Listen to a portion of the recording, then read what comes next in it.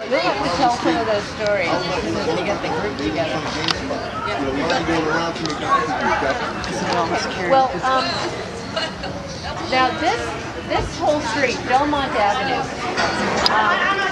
was, and Mr. Hall is going to give you more texture on this, but this was known throughout Brooklyn as the pushcart street. I have this picture from, well, Greg's descriptions, other people talking about this, that this was just like the most interesting, full of smells, like you might think of a Middle Eastern market. This was, but pushcarts, and this Slavin's Fish was like famous all over the place, and headquartered here in Brownsville. And here's what Alfred Kazin says about this street in the 20s and 30s.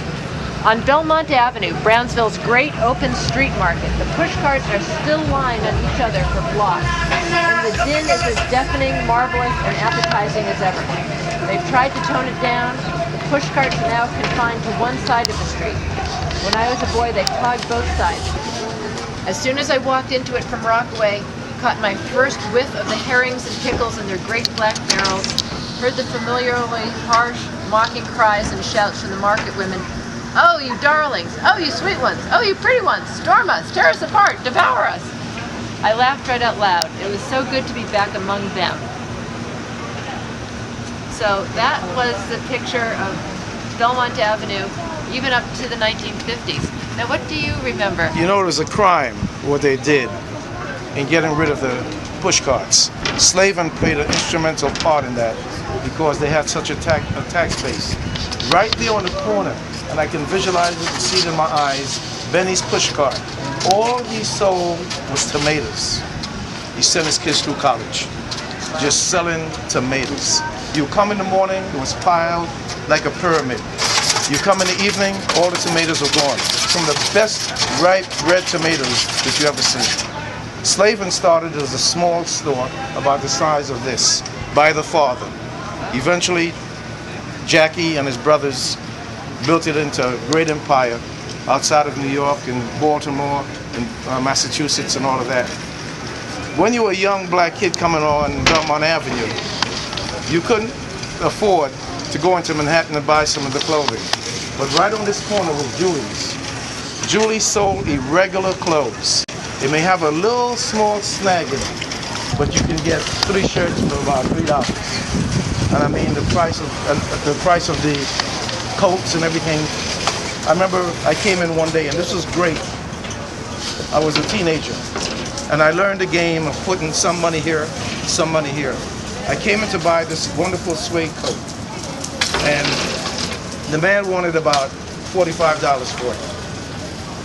I said, I only have 25. He wouldn't entertain me. But then when I was walking out the door, I had the money, but I had a certain amount in a certain pocket. He called me back in, bought the coat. You can bargain for anything. And like I was saying before, some of the great furniture stores, you had some great delis, you had some of the greatest things out here in this community at that time. And it's a shame what took place in this community, how it is. Are you saying that the brick stores outlawed the push carts? That these stores outlawed the push carts? They are the ones who got rid of the push carts. They felt it doesn't enhance the community. But after you have made it, how do you stop someone else from coming through that same door that you came through? Because this goes back into the 20s or further. As we mentioned before about Fortuno's, it came off of Livonia Avenue. They were push carts. Macy's was a push cart before it became a big store. So the next wave of immigrants and minorities were denied the opportunity of coming in with a limited amount of resources to open a push cart to do what needed to be done in order to be part of the American dream. And I mean, as Haggerty just said, the smells, the colors of the fruits and the vegetables and everything else that was up here was unbelievable. I think the kids being denied